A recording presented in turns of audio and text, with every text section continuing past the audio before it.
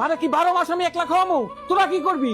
কাল সকালের মধ্যে যদি মারে আইসা না নিয়ে যাস, সকালবেলা আমি যাই মারে দিয়ে আসুম। কথাটা মন থাকে জানা দেখ তুই। কি হয়েছে? কার সাথে তো চিল্লাপাল্লা করো? আর করো না, ছোটটার লগে। কেন, কি হয়েছে? আব্বাই মোর শেষ কত মাস হয়েছে? 6 মাস হয়েছে। 6 মাস হয়েছে? এই 6 মাস মা থাকে কই? আমাদের সাথে থাকে। খাই কই? আমাদের সাথেই তো খায়। মানে ডাক্তার দেখাই কে?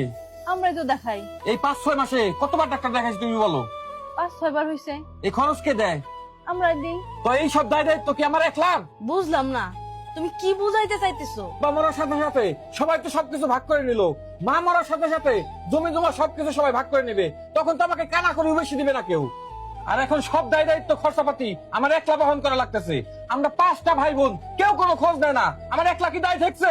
একেবারে ঠিক বলছো তুমি। তোমার আমি একটা বুদ্ধি দেব, তোমার মারে তুমি মেরে ফেলো। কি বলো এসব? শোনো, তোমাকে একটা কথা বলি। তোমার মার হাত কয়টা? 2টা। চোখ কয়টা?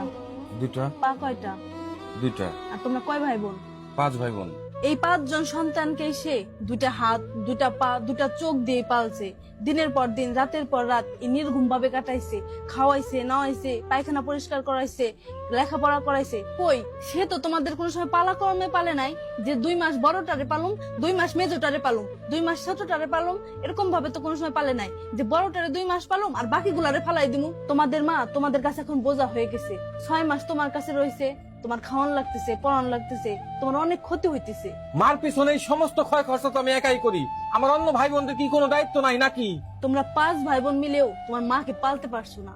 তোমার মা এক হাতে তোমাদের 5 ভাই বোনকে পালছে।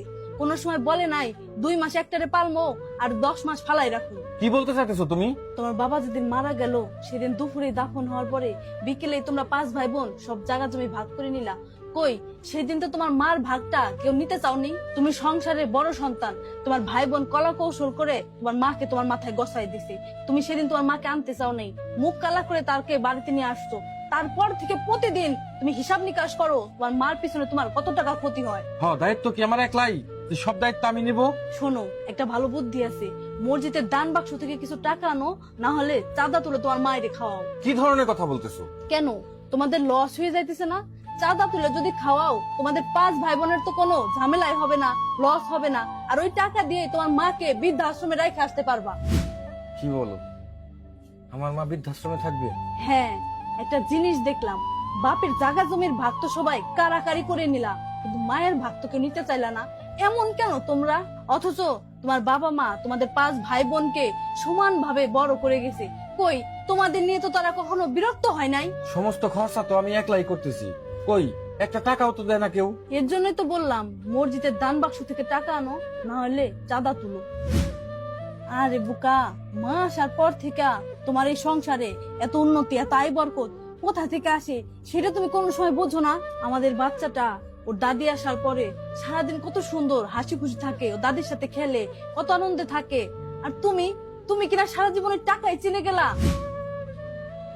আমি ছোটবেলায় আমার মা হারাইছি, মায়ের আদর স্নেহ পাই নাই, কিন্তু তুমি তো তোমার মার ভালোবাসা পাইছো, আদর পাইছো।